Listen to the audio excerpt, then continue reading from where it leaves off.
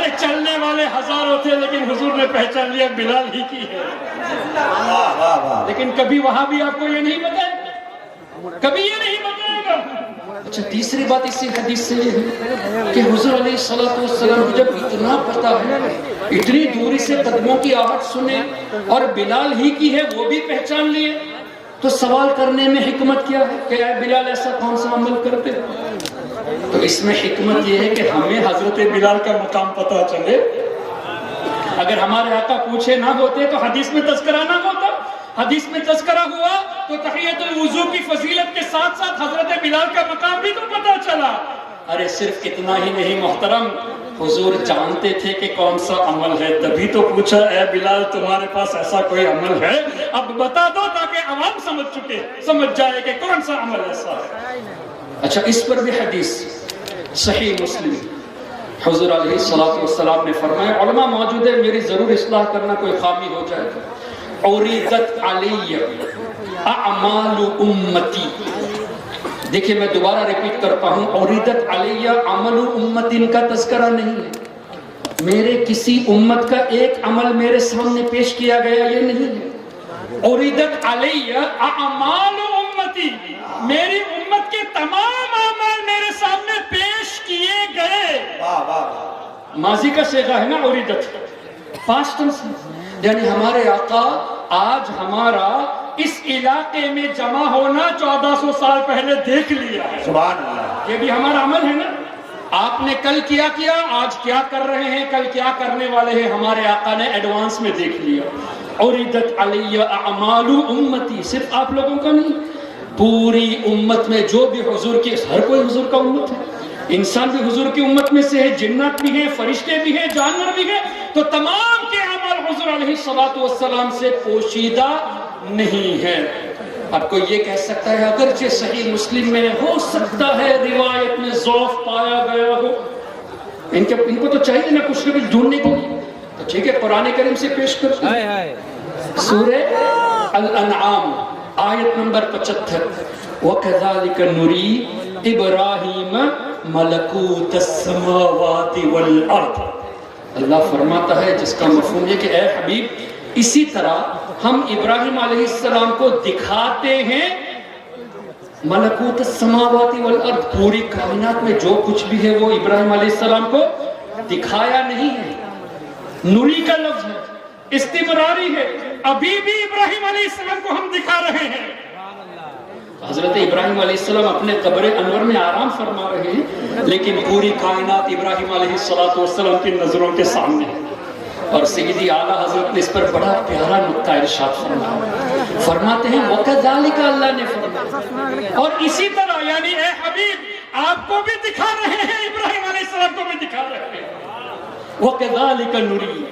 اچھا اس آیت کریمہ کی تفسیر میں پھر ایک اور مرتبہ حافظ ابن کثیر کا تذکرہ ہو گیا. اے وہابیو, حضور کے علم غیب کا انکار کرتے ہو, اگر علم غیب پر کوئی مان لیا تو مشرک کہتے ہو, آؤ ابن کثیر کو مشرک کہو. حافظ ابن کثیر نے اسی آیت کے تحت فرمایا فَلَمْ يَخْفَ عَلَيْهِ شَيْءٌ مِّنْ أَعْمَالِ الْخَلَائِقِ, کہ ابراہیم علیہ السلام کی نظروں سے اعمال الخلائق, جتنی بھی مخلوق ہے, ان مخلوق کے جتنے بھی ایکشنز, جتنے بھی عمل ہیں, ان میں سے کچھ بھی ابراہیم علیہ السلام سے پوشیدہ نہیں تھا. عربی فَلَمْ يَخْفَ عَلَيْهِ شَيْءٌ مِّنْ أَعْمَالِ الْخَلَائِقِ, ایک بھی شے ابراہیم علیہ السلام کی نظروں سے چھپی نہیں تھی اعمال الخلائق میں سے. اور اسی آیت کی تفسیر میں یہ حدیث بھی موجود ہے کہ حضور علیہ السلام نے ارشاد فرمایا جب میرے رب نے مجھ پر خاص کرم فرمایا فَتَجَلَّى لِي كُلُّ شَيْءٍ, ہر چیز میرے سامنے روشن ہو گئی ہے. لیکن حدیث اسی پر ختم نہیں ہوئی. محترم حضرات, آپ جتنے یہاں ہزاروں کی تعداد میں ایک مجموعی طور پہ دیکھ سکتا ہوں سب کو, لیکن کیا سب کو پہچانتا ہوں؟ آپ میں سے کتنے ایسے جنہوں نے مجھے پہلی بار دیکھا ہے؟ میں نے بھی آپ کو پہلی بار دیکھا ہے. آگے کیا ہے, آپ کا نام کیا ہے مجھے نہیں معلوم, پیچھے والوں کا نام نہیں معلوم. اگر نام معلوم بھی ہو جائے تو ذات نہیں معلوم, کیفیت نہیں معلوم, آپ کے ارادے نہیں معلوم. میں جانتا ہوں نہیں پہچان, یعنی دیکھ رہا ہوں جان نہیں رہا, دیکھ رہا ہوں پہچانتا حضور علیہ السلام نے فرمایا فتجلی لی کل شیء، ہر چیز میرے سامنے روشن ہو گئی، وعرفت، اور میں نے پوری کائنات کی ہر چیز کو پہچان لیا۔ حضور نے صرف دیکھا نہیں، وعرفت کا لفظ حدیث میں نے سب کو پہچان بھی لیا۔ اللہ اکبر، کیا پتا چلا کائنات میں کوئی بھی ایسی چیز نہیں جو ہمارے آقا کی نظروں سے اوجل ہو۔ تبھی تو اعلیٰ حضرت نے فرمایا سر عرش پر ہے تیری گزر، سر عرش پر ہے تیری گزر، دل فرش پر ہے تیری نظر، ملکوت و ملک میں کوئی شے نہیں وہ جو تجھ پہ آیا نہیں۔ اب مجھے بتائیے یہ قرآن اور حدیث کی روشنی میں ہوا کہ نہیں، کہ پوری کائنات کی ایسی کوئی چیز نہیں جو حضور علیہ السلام کی نظروں سے چھپی ہو، اور کوئی غیب کیا تم سے نہا ہو بھلا، ارے جب نہ خدا ہی چھپا تم پہ کروڑوں دلوں۔ بہت اچھا، بہت اچھا۔ تو میں یہ عرض کر رہا تھا کہ سنی اگر کوئی حدیث بیان کرتا ہے تو حدیث میں ہمارے آقا کی شان، صحابہ اہل بیت کی شان، اولیاء کی شان اور عقائد کے نکات بھی بتاتا ہے۔ یہی حدیث نجدی بیان کرتا ہے تو اسی موضوع پر اپنی نفسانی خواہشات کی وجہ سے اسی پر اکتفا کر کے عقائد کی کوئی بات بھی نہیں بتاتا۔ This is why we are to be away from the followers of Wahhabism۔ ہمیں ان لوگوں سے دور رہنے کی ضرورت ہے۔ یہ حدیث میں نے کب بتائی؟ جب حضرت صالح علیہ السلام کی اونٹنی کا تذکرہ ہوا، تو اونٹنی جس کنویں سے پانی پی تھی اس میں اتنی برکت کہ ہزاروں سال کے بعد آج بھی برکت موجود ہے۔ تو جس کنویں میں نبی پاک صلی اللہ علیہ وسلم نے اپنا لعاب دہن ڈالا، جس کنویں سے اولیاء کرام نے پانی استعمال کیا، اس پانی میں کیا برکتیں نہیں ہوگی؟ اور حضور علیہ السلام کی مبارک انگلیوں سے جو پانی جاری ہوا اس پر تو محدثون نے فرما ہی دیا کہ یہ پانی زمزم سے بھی افضل ہے۔ کیوں؟ آب زمزم حضرت اسماعیل علیہ السلام کے قدموں کی برکت سے ہے، اور یہ پانی حضور علیہ السلام کے مبارک انگلیوں سے نسبت رکھتی ہے۔ تبھی تو اعلیٰ حضرت نے فرمایا نور کے چشمے لہرائے دریا بہے، انگلیوں کی کرامت پہ لاکھوں سلام۔ اور آگے یوں بھی تو فرمایا، کیا ہے وہ، ندیاں پنجاب رحمت کی ہے جاری واہ واہ، انگلیاں ہیں فیض پر، انگلیاں ہیں فیض پر، ٹوٹے ہیں پیاسے جھوم کر، ندیاں پنجاب رحمت کی ہے جاری واہ واہ۔ تو محترم حضرات، اولیاء کرام کی بارگاہ میں جو تبرک کے لیے چیزیں رکھی جاتی ہے، پانی رکھا جاتا ہے، وہ بدعت نہیں، وہ شرک نہیں، یہ مسلم شریف کی حدیث کی روشنی میں یہ بھی ثابت ہے۔ تو اب اگر آپ کے سامنے کوئی آج کے بعد یہ کہے کہ اولیاء کا یاد کرنا ضروری نہیں، اس کا مطلب وہ آپ کو اللہ کی رحمت سے دور کرتا ہے۔ اگر کوئی یہ کہے کہ اولیاء کے قریب رہنے کی ضرورت نہیں، تو بلا اور مصیبت سے دور رہنے کے ذریعے سے آپ کو دور کر رہا ہے۔ اگر کوئی یہ کہتا ہے کہ اولیاء دافع البلا نہیں، تو وہ زمین پہ رہنے کا حق بھی نہیں رکھتا، زمین بھی قائم اولیاء کے سبب سے، وہ روزی کھانے کا بھی حق نہیں رکھتا، اس لیے کہ روزے بھی اللہ تعالیٰ اولیاء کے سبب سے عطا فرماتا ہے۔ اتنی کلیرٹی کے ساتھ جب احادیث طیبہ موجود ہے، اس کے بعد بھی اگر کوئی اولیاء کرام کے تعلق سے الٹی سیدھی باتیں کرتا ہے، اس کا مطلب ہمارے نوجوانوں کو، بھولے بھالے لوگوں کو وہ عقائد اہل سنت اور اللہ تعالیٰ کی جو منشا ہے کہ اولیاء رحمت کا سبب ہے، ان سے آپ تمام کو دور کرنے کی کوشش کرتے ہیں۔ اسی لیے آپ تمام پر ضروری ہے کہ اللہ کے واسطے کسی بھی کوئی وہابی، نجدی، دیوبندی کی فالوورز کو دیکھ کر ان کی تقریر سننے مت چلے جائیں۔ فالوورز چاہے لاکھوں کی تعداد میں ہو، ہمیں دیکھنا ہے اگر کسی کا 10 فالوور ہو کوئی بات نہیں، ایمان مضبوط ہے تو وہی ہمارا قائد ہے۔ فالوورز کو ہرگز مت دیکھیں، یہ مت سوچنا طارق جمیل کے اتنے سارے فالوورز ہیں، طارق مسعود کے اتنے سارے فالوورز ہیں، انجینئر مرزا کے اتنے سارے فالوورز ہیں۔ ارے فالوورز کو مت دیکھو، یہ دیکھو کہ اس کے دل میں عشق مصطفیٰ ہے یا نہیں، وہ حدیث پاک کو کس طرح آپ کے سامنے پیش کرتا ہے، یہ چیز دیکھو۔ اور ایک بات ہمیشہ ذہن میں رکھنا، اولیاء کے خلاف بولنے والا وہ شیطان کا ویپن استعمال کرنا ہے، شیطانی ہتھیار استعمال کرتا ہے۔ دلیل چاہیے؟ حضرت آدم علیہ السلام کو جب اللہ نے پیدا فرمایا تو حکم دیا نا فرشتوں کو، وَإِذْ قَالَ رَبُّكَ لِلْمَلَائِكَةِ إِنِّي جَاعِلٌ فِي الْأَرْضِ خَلِيفَةً. پہلے تو اللہ نے فرمایا کہ اے فرشتوں میں زمین پر اپنا نائب بنانے والا ہوں. کہاں پر نائب بنانے والا اللہ؟ زمین پر. دلیل انی جاعل فی الارض خلیفہ. تو آدم علیہ السلام کے پیدا ہونے سے پہلے زمین کا تذکرہ ہو گیا تو زمین پر تو آنا ہی ہے. لیکن وہاں بھی کیا کہتے ہیں معاذ اللہ انہوں نے گناہ کیا تبھی زمین پر آئے. یہاں تو آدم علیہ السلام کی تخلیق سے پہلے زمین کا تذکرہ ہو گیا تو زمین پر تو آنا ہی تھا. تو گناہ انبیاء کرام کی طرف منسوب کرنا یہ بہت بڑی جہالت ہے. پھر اللہ وہ رب ہے, اس نے وَعَصَىٰ آدَمُ رَبَّهُ فَغَوَىٰ فرمایا, اور عربی کے ایک ایک جملے کے کئی معنی ہوتے ہیں. لیکن اللہ نے یہ بھی تو فرمایا فَنَسِيَ وَلَمْ نَجِدْ لَهُ عَزْمًا سورہ طٰہٰ میں کہ آدم علیہ السلام ہمارے حکم کو بھول گئے تھے, انہوں نے جان بوجھ کر وہ فعل نہیں کیا. رب فرماتا ہے انہوں نے جان بوجھ کر نہیں کیا تو گناہ نہیں ہوا. تم کہتے ہو کہ گناہ کیا, ہم تمہاری بات کو مانے یا اللہ تبارک و تعالیٰ کی بات کو مانے. پھر زمین میں آنے سے پہلے زمین کا تذکرہ موجود ہے تو آنا ہی تھا. اللہ اکبر.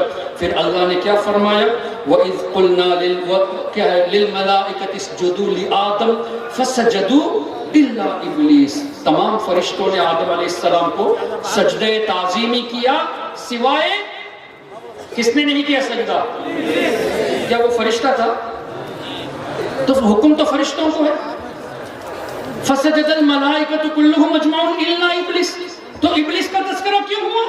تو مفسرون فرماتے ہیں ابلیس فرشتہ نہیں ہے, لیکن چونکہ فرشتوں کے ساتھ گل مل کے رہتا تھا, فرشتوں کو پڑھاتا بھی تھا, اس لیے اس حکم کے زمرے میں ابلیس بھی شامل ہو گیا تھا. اب ابلیس نے کیا کہا یا اللہ میں کیوں سجدہ کروں, خلقتنی من نار وخلقتہ من طین, تو نے مجھے آگ سے پیدا کیا اور آدم علیہ السلام کو مٹی سے. انا خیر من, میں ان سے بہتر ہوں. اور یہی قاسم نانوتوی نے تہذیب الناس میں لکھا کہ امتی کبھی کبھی عمل میں نبی کے برابر ہو جاتا ہے, کبھی نبی سے بڑھ جاتا ہے. تو یہ قاسم نانوتوی کو ذہن دینے والا ابلیس ہے. انا خیر من, نبی سے بہتر کہنا یہ ابلیس کا قول ہے. اور یہی بات قاسم نانوتوی نے تہذیب الناس میں لکھی کہ امتی کبھی کبھی عمل میں نبی سے بھی بڑھ جاتا ہے معاذ اللہ رب العالمین. لیکن انفارچونیٹلی آج بھی تہذیب الناس چھپ رہی ہے.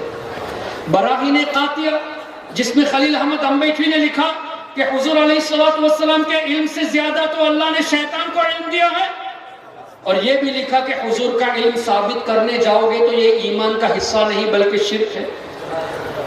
عجیب سی بات ہے, حضور کا علم ثابت کرنا یہ شرک اگر ہے تو شیطان کا علم ثابت کرنا بھی تو شرک ہوا. لیکن یہ لکھا کہ شیطان کا علم ثابت ہے, حضور کا علم ثابت کرنا شرک ہے. اس کا مطلب شیطان کو اللہ کے برابر کر دیا. بھائی شرک, اللہ کے ساتھ ایسوسیشن کرنا ہوا تو حضور کو علم غیب ثابت کرنا شرک ہے, تو شیطان کے تعلق سے بھی شرک ہونا چاہیے. لیکن ان کی جہالت دیکھیں, آج بھی وہ کتاب چھپ رہی ہے. اسی طرح رشید احمد گنگوہی نے فتاوی رشیدیہ میں لکھا کہ معاذ اللہ ہمارا رب جھوٹ بول سکتا ہے. یہ کتاب آج بھی چھپ رہی ہے. محترم حضرات, کتنی عجیب سی بات ہے. عرب علماء کے درمیان جب دیوبندی جاتا ہے تو المحند پیش کر کے کہتا ہے ہمارے عقائد تو وہی ہے جو آپ کے عقائد ہیں. لیکن ہندوستان, بنگلہ دیش اور دیگر ممالک میں آ کر یہ کہتا ہے کہ اسی کتابوں کو جو ان کے بزرگوں نے لکھا, تہذیب الناس, حفظ الایمان, براہین قاطعہ, فتاوی رشیدیہ, انہی کتابوں کو عام کر رہے ہیں. عرب علماء کے درمیان سنی بنتے ہیں. المحند کتاب کو دکھا کر کے ہمارے عقائد وہی ہے, تو دیوبندی منافق ہوتے ہیں. ظاہر منافق ہوتے ہیں. یہاں ایک بات, وہاں ایک بات, وہاں اپنے کو سنی پیش کرتے ہو اور یہاں تمہاری وہی کتابیں چھپ رہی ہیں. الحمدللہ سنیوں کے اندر منافقت چیز نہیں ہے. غلام رضا جو بھی ہوتا ہے سامنے بولے. اللہ اکبر. تو میں یہ عرض کر رہا تھا, ابلیس نے کہا انا خیر من, میں آدم سے بہتر ہوں. اللہ نے کیا فرمایا, اخرج, نکل جا جنت سے. وَإِنَّ عَلَيْكَ لَعْنَتِي إِلَى يَوْمِ الدِّينِ, اے ابلیس قیامت تک تمہارے اوپر میری لعنت ہے. پھر ابلیس نے ایک عرضی پیش کی. اب یہ مت کہنا کہ دعا قبول ہو گئی, ابلیس نے کہا انظرنی الی یوم یبعثون، تو مجھے قیامت تک نہیں، قیامت کے بعد جب لوگ اٹھائے جائیں گے تب تک کے لیے زندگی عطا فرما۔ دعا قبول ہوئی ہوتی تو تب تک کے لیے زندہ رہتا، لیکن اللہ نے کیا فرمایا فَإِنَّكَ مِنَ الْمُنظَرِينَ إِلَى يَوْمِ الْوَقْتِ الْمَعْلُومِ، صرف قیامت تک زندگی دی جا رہی ہے، قیامت کے بعد اٹھائے جانے تک نہیں۔ جب قیامت میں سب کو موت آنی ہے، ابلیس کو بھی مرنا ہے۔ اب ابلیس نے کہا فَبِعِزَّتِكَ، اے اللہ تیری عزت کی قسم، لَأُغْوِيَنَّهُمْ أَجْمَعِينَ، میں تمام لوگوں کو اے اللہ گمراہ کروں گا، إِلَّا عِبَادَكَ مِنْهُمُ الْمُخْلَصِينَ، مگر اے اللہ تیرے نیک بندوں کو میں گمراہ نہیں کر سکتا۔ ابلیس جو لوگوں کو گمراہ کرنے والا ہے، وہ اس بات کا اعتراف کرتا ہے کہ اللہ تیرے اولیاء کو گمراہ نہیں کر سکتا، اور اللہ نے جواب میں کیا ارشاد فرمایا، ان عبادی لیس لک علیہم سلطان، بے شک اے ابلیس میرے جو نیک بندے ہیں وہ میری حفاظت میں ہے، تمہارا ان کے اوپر داؤ نہیں چلے گا۔ اب یہ کنفرم ہو گیا کہ اولیاء کرام اللہ تعالیٰ کے فضل سے محفوظ ہیں، پروٹیکٹڈ ہیں۔ اب ہمیں ہمارا ایمان بچانا ہے تو ہم عام کامن لوگوں کی طرف راغب ہو یا ان لوگوں کی طرف راغب ہو جن کو اللہ نے حفاظت میں رکھا ہے۔ تو ہمارا ایمان ہم کو بچانا ہے تو اولیاء کرام سے نسبت رکھنا ضروری ہے۔ یہ بھی قرآن کریم سے یا ایھا الذین آمنوا اتقوا اللہ وکونوا مع الصادقین، اے ایمان والو اللہ سے ڈرو اور سچوں کے ساتھ ہو جاؤ۔ تو کیا پتہ چلا، ایمان کو بچانا ہے تو اولیاء کرام کے ساتھ رہو۔ اب ان کا ایمان ہی نہیں ہے، اسی لیے تو اولیاء سے دور کرتے ہیں۔ تو اب اولیاء کرام سے دور کرنا ہی ایمان کی سیکیورٹی کو لوز کرنے کا ذریعہ۔ اولیاء کرام ایمان کے لیے سیکیورٹی ہے، حفاظت ہے، تو اولیاء سے دور کریں گے تبھی وہ سیکیورٹی لوز ہوگی تو آسانی سے ایمان لوٹ لے گا۔ یہی وجہ ہے سب سے پہلی جو وار ہوتی ہے وہابیوں کی طرف سے، وہ ہوتی ہے کہ مزارات پہ جانے کی ضرورت کیا ہے، نیاز کرنے کی ضرورت کیا ہے، بزرگوں کے وسیلے کی ضرورت کیا ہے۔ اس طرح کی باتیں ذہن میں ڈال کر اولیاء سے رفتہ رفتہ دور کرتے ہیں۔ جب دور کریں گے تو ایمان لوز ہو جائے گا، جب ایمان کی سیکیورٹی لوز ہو جائے گی تو ایمان آسانی سے شیطان لوٹ لے گا۔ تو ان کی چال پر ہرگز نہیں آنا، ہمارے بزرگوں کے سائے میں رہو۔ اللہ تبارک و تعالیٰ آپ سب کو اور ہم سب کو نبی پاک صلی اللہ علیہ وسلم کی سچی اور پکی محبت نصیب فرمائے۔ اللہ اپنے نیک بندوں کے سائے میں ہمیں ہمیشہ رکھے، صرف دنیا میں نہیں آخرت میں بھی نیک بندوں کے سائے میں رکھے۔ یہ بھی قرآن سے ہے۔ حضرت یوسف علیہ السلام کی دعا ہماری تعلیم کے لیے، توفنی مسلمہ والحقنی بالصالحین۔ اللہ کا نبی ہمیشہ نبی ہوتا ہے، قبر میں بھی نبی، جنت میں بھی نبی۔ تو ایمان ہی پر تو دنیا سے جائیں گے، بلکہ ان کے صدقے میں ہمیں ایمان نصیب ہوتا ہے۔ لیکن حضرت یوسف علیہ السلام نے ایمان پر موت کی دعا کر کے ہمیں تعلیم دی کہ ہر وقت ایمان کی حفاظت کے لیے دعا کرنا۔ اور نبی سے بڑھ کر صالح کون ہے؟ لیکن فرمایا وَأَلْحِقْنِي بِالصَّالِحِينَ، یا اللہ صالحین سے ملا دے۔ ہمارے لیے تعلیم ہے کہ ہمیشہ صالحین کے ساتھ رہنے کی دعا کرنی چاہیے۔ یہی وجہ ہے کہ جب کبھی آپ دعا کریں کہ یا اللہ میری بخشش فرما، یا اللہ مجھے روزی عطا فرما، میرے بچوں کو صحت عطا فرما، والدین کو صحت عطا فرما، ساتھ میں یہ بھی دعا کرنا کہ یا اللہ ایمان والی موت نصیب فرما، نیک بندوں کے ساتھ ملا دے۔